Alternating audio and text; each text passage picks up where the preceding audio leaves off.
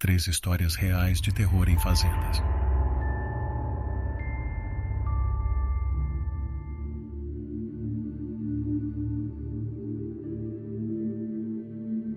Meu nome é Howard, tenho 25 anos e vivo na fazenda da minha família. Eu ajudo a cuidar dela quando meus pais saem da cidade. É apenas uma pequena fazenda familiar. Não é uma fazenda comercial nem nada parecido. Meus pais querem que eu a assuma. Quando eles estiverem velhos demais para cuidar dela, já que sou o mais velho de 3 filhos. Mas honestamente eu realmente não quero.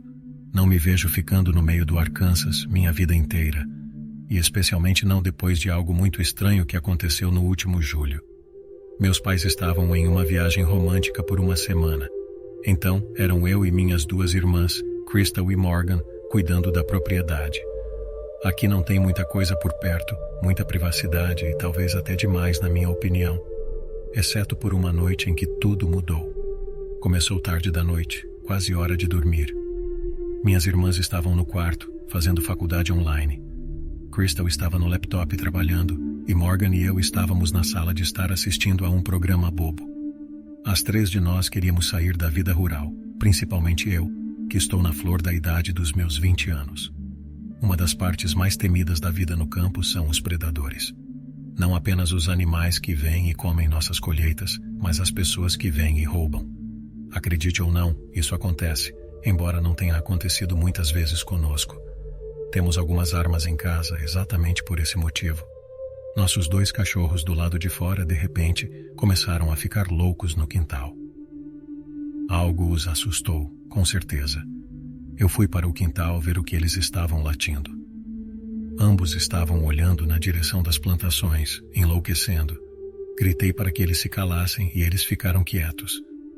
Me coloquei bem na frente das plantações e fiquei ouvindo. Ouvi um assobio vindo de dentro do milharal.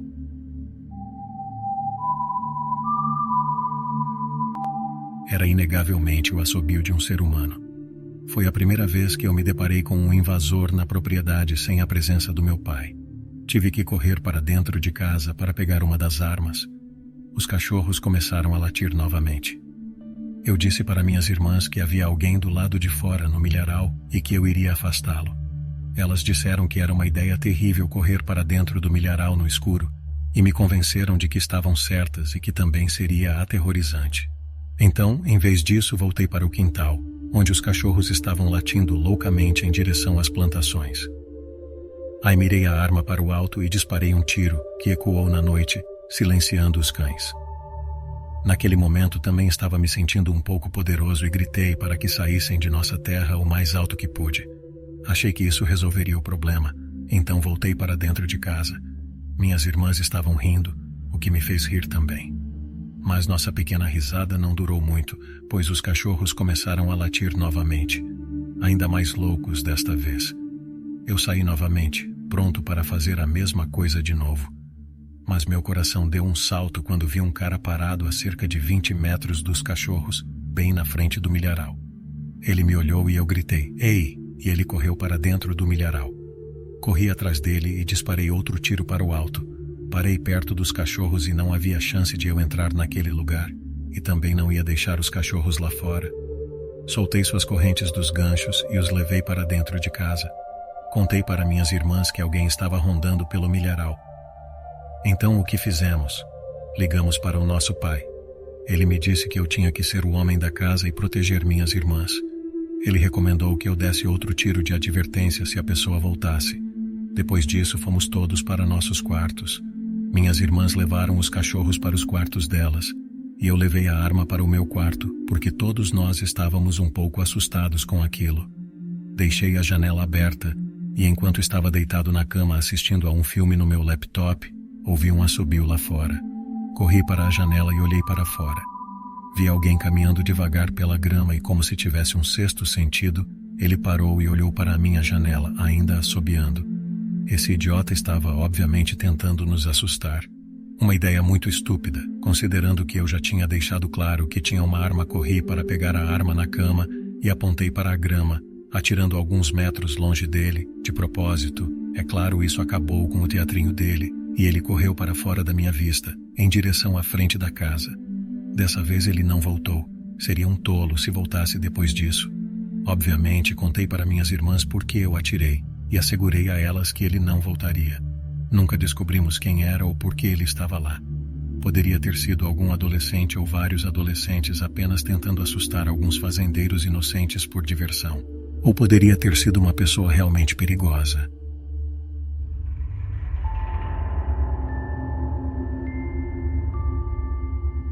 Essa história aconteceu na fazenda dos meus avós no verão de 2018. Eu estava sozinho uma noite, já que meus avós estavam ausentes. Estavam me pagando para cuidar da fazenda por algumas noites. Na última noite, estava assistindo TV na sala de estar, quando comecei a ouvir um barulho estranho vindo de fora, no milharal. No começo, ignorei, porque imaginei que fosse provavelmente um veado. Isso foi até eu ouvir todas as vacas mugindo ao mesmo tempo. Normalmente você ouviria talvez uma vaca mugindo por vez, mas quando todas as vacas começam a mugir ao mesmo tempo, algo está errado. Algo ou alguém deve tê-las assustado para fazer todas as vacas enlouquecerem assim. Como eu era o único na fazenda, era, é claro, minha responsabilidade verificar o que estava acontecendo. Então fui ao armário pegar um casaco e ir para fora, mas justo quando eu estava prestes a sair, ouvi um grito de vaca muito agudo. Fiquei imóvel por um tempo, tremendo de medo. Algo terrivelmente errado estava acontecendo com as vacas. Subi correndo para o quarto do meu avô. Debaixo de sua cama ele sempre guarda algumas armas. Carreguei o rifle de caça dele e fui para fora. Mas as vacas ainda não paravam de mugir, então fui até o celeiro para verificar. Não havia nada fora do comum. Todas as vacas estavam lá, exceto que percebi que uma vaca estava faltando no estábulo. Não fazia sentido. Eu tinha certeza de que ele estava amarrado ao estábulo da última vez que o vi. Então pensei ter ouvido um mugido de vaca vindo do milharal do lado de fora do celeiro. Então fui para fora, mas enquanto eu caminhava em direção ao campo, juro que ouvi o que parecia ser pessoas conversando. Finalmente tive o suficiente. Disparei 2 tiros para o alto. Tudo ficou em silêncio, as vacas se acalmaram e eu não conseguia ouvir nada do campo. Até que ouvi os passos no campo. Eu não sabia se teria coragem de entrar no milharal, mas eu tinha que fazê-lo. Essa é exatamente a razão pela qual os fazendeiros têm armas, e não podia simplesmente me esconder dentro da casa com invasores no campo. Comecei a andar entre as plantações e podia ouvir muitos pares de passos ao meu lado. Eu estava ficando ainda mais assustado, à medida que continuava a andar mais profundamente no campo, e então congelei. Em uma das fileiras de milho havia uma pessoa toda vestida de preto a poucos metros de mim. Apontei minha arma para ele, dizendo para sair do meu campo. Eu não estava blefando, estava pronto para atirar, mas ele não se moveu. Então atirei mais uma vez para o alto para assustá-lo, mas ele nem se mexeu 1 centímetro. Então ele realmente começou a caminhar em minha direção com os braços ligeiramente estendidos, como se me dissesse para baixar minha arma. Apontei minha arma para ele novamente, gritando para que ele fosse embora. Foi quando fiz a horrível constatação de que estava cercado por pessoas vestidas de preto, como 6 ou 7 outras pessoas. Era apenas as que eu podia ver, quem sabe se havia mais. E enquanto o cara se aproximava, percebi que ele, junto com os outros, estavam todos usando essas máscaras assustadoras. O homem parou de se aproximar quando comecei a dar alguns passos para trás. Todos ficaram em silêncio por um momento. Não consigo explicar o medo que estava sentindo. Eu achava que ia ser morto. Foi quando todos começaram a cantar algo. When we come to see the teddy bear. Eu não conseguia entender, soava como uma língua diferente, mas os cânticos quase pareciam uma música, e comecei a me perguntar se eles estavam prestes a realizar algum tipo de ritual doentio comigo. Foi quando aproveitei a oportunidade para correr o mais rápido possível por algumas fileiras de milho. Quando estava sem fôlego, parei e disparei cerca de 6 tiros na direção deles. Ouvi um monte de passos e o barulho das plantações indo na direção oposta. Finalmente os assustei. Corri de volta em direção à casa da fazenda, parei e vi algo no chão, e o que vi ficou comigo, me assombrou. Era a cabeça de uma vaca colocada no meio de um círculo de velas.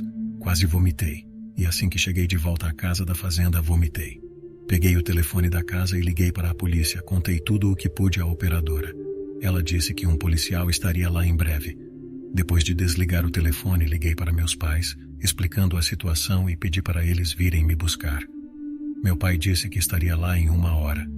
Eu fiquei lá em cima, no quarto do meu avô, tremendo e chorando ao mesmo tempo, esperando por uma eternidade, até finalmente ouvir uma viatura da polícia lá fora. Corri para fora para o policial e nunca me senti tão feliz na minha vida. Contei tudo ao policial. Ele procurou no celeiro e um pouco do milharal e encontrou a cabeça da vaca. Ele chamou uma equipe de busca depois disso, pois aquilo agora era uma cena de crime ativa. Quando meus pais chegaram, eu e o primeiro policial conversamos com eles sobre tudo o que aconteceu. Felizmente, meus pais me levaram para casa depois disso. Meus avós levaram isso muito a sério, é claro, e instalaram um sistema de câmera de segurança de alta tecnologia por toda a fazenda. Quem sabe que tipo de grupo era esse? Mas claramente eles estavam fazendo algum tipo de ritual de sacrifício animal ou algo assim. Eu apenas tive o azar de estar sozinho na fazenda, então eles escolheram fazer isso lá.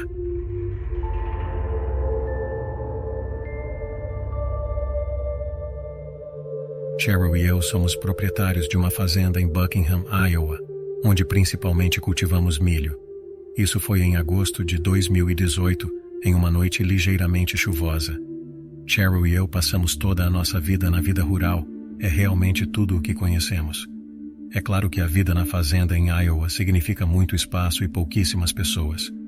Nossos vizinhos mais próximos, George e Kenny, ficavam a cerca de meio quilômetro em direções opostas. Também são fazendeiros, e não há muito mais acontecendo por aqui. É fácil se tornar amigo dos seus vizinhos.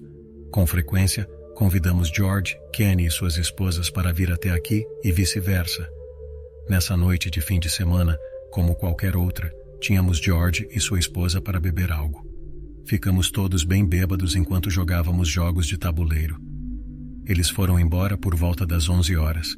Felizmente é uma viagem reta de 30 segundos para casa. Continuamos bebendo um pouco de vinho enquanto assistíamos a um dos nossos filmes favoritos. Já estávamos começando a ficar cansados e definitivamente sentindo os efeitos do vinho. Provavelmente íamos apenas adormecer no sofá, abraçados, quando ouvimos uma batida na porta da frente. Uma batida a essa hora era incomum, na verdade nunca tinha acontecido antes. Mas junto com as batidas, achamos que ouvimos uma voz dizendo algo. Abaixei o volume da TV e ficamos esperando acontecer novamente. Cerca de 20 segundos depois, outra série de batidas na porta, seguida por uma voz abafada dizendo: "Precisamos de ajuda." Eu estava prestes a levantar e abrir a porta quando Cheryl sacudiu meu braço e olhou para mim, fazendo um sinal de negativo com a cabeça. Sussurrei: "Vou só perguntar quem é." Ela respondeu: "Não deveríamos deixá-los saber que estamos em casa, mas é provável que eles já saibam que estamos em casa." Fui até a porta e perguntei quem era. A voz do outro lado disse: "Oh, graças a Deus, você pode abrir?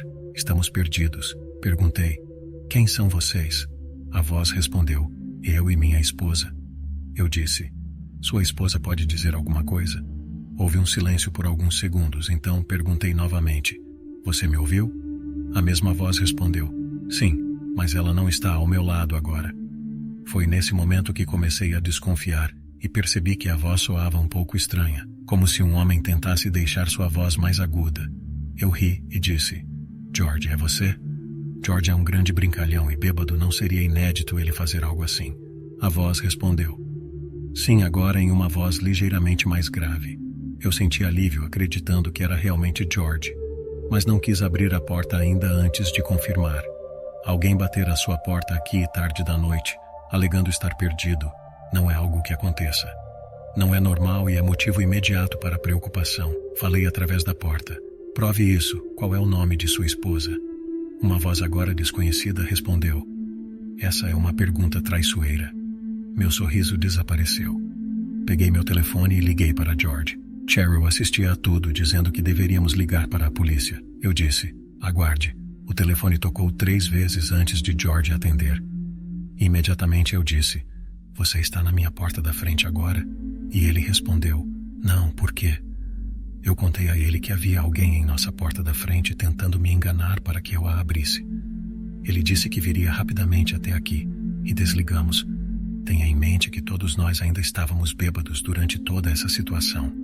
Houve novas batidas na porta. Eu gritei: "Eu tenho uma espingarda esperando por você se não saírem daqui agora." A voz respondeu: Estamos apenas tentando usar um telefone, é tudo o que precisamos. Cheryl ligou para o 911, mas aqui leva muito tempo para um policial chegar ao local. Ouvi os passos andando ao redor do nosso deck de madeira que envolve a casa. Eram algumas pessoas. Eles pararam em uma das nossas janelas, que tinha as persianas fechadas, e ouvimos alguém tentando abrir a janela. Isso fez Cheryl, que ainda estava ao telefone com o 911, gritar: "Nos deixe em paz." Eu fiz o mesmo e gritei o mais alto que pude para que saíssem daqui ou atiraria neles. Demorei um pouco para pensar em correr para o andar de cima e pegar minha espingarda do armário. Literalmente alguns segundos depois, ouvi mais batidas na porta e dessa vez era realmente a voz de George gritando: "Abra a porta." Deixei George entrar e ele também trouxe sua espingarda. Ele disse que não viu nada nem ninguém quando chegou. Ele ficou conosco até um policial chegar à casa. O policial fez uma rápida varredura da propriedade conosco e depois foi embora. Nós levamos o conselho dele e instalamos uma câmera na frente e atrás da casa, surpreendentemente, algo que nunca tínhamos pensado antes desse incidente. Ainda me dá calafrios pensar que tudo o que nos separava de quem estava em nosso deck da frente naquela noite era uma porta de madeira.